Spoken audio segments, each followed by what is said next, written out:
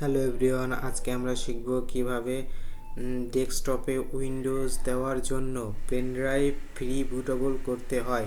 Windows 10, Windows 11 এবং Windows 7 কিভাবে আমরা পেন ড্রাইভ বুটেবল করব। প্রথমে আমরা একটি ব্রাউজার ওপেন করব,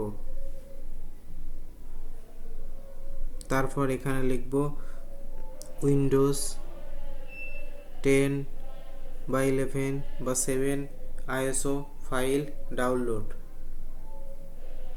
এটা লিখে আমরা সার্চ করব।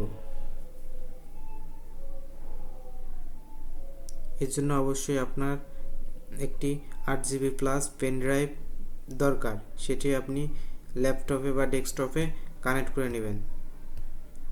তারপর আপনি সার্চ রেজাল্ট আসার পরে এই যে নিচে দেখেন ডাউনলোড উইন্ডোজ 11 microsoft.com, এটাই ক্লিক করবেন। এরপরে নিচে চলে আসবেন, নিচে আসার পরে এই যে এটা নামাবেন হচ্ছে যে এইটা ডাউনলোড নাও, এটাই ক্লিক করবেন। এই যে ছোট একটা ফাইল, এটা ডাউনলোড করার পর এই ফাইলটা ওপেন করবেন। ওপেন করার পরে এখানে ডাবল ক্লিক করে তারপরে এখানে অ্যাকসেপ্টে ক্লিক করবেন।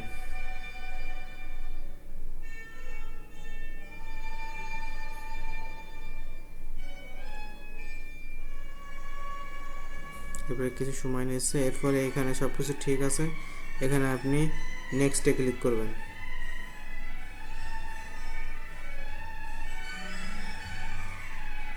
এখানে আপনার 100% হয়ে যাওয়ার পরে তারপরে এখানে হচ্ছে উইন্ডোজ 10, 11 মিডিয়াটা প্রোগ্রেস হচ্ছে। প্রোগ্রেস হওয়ার পরে আপনার ফাইলটি রেডি হয়ে যাবে।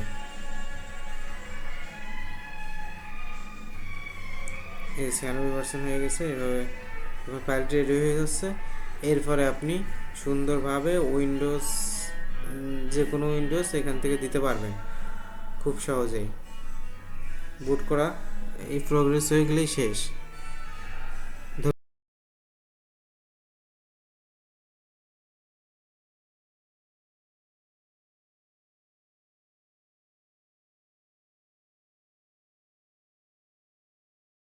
ধন্যবাদ। ভিডিওটি ভালো লাগলে অবশ্যই লাইক কমেন্ট করবেন।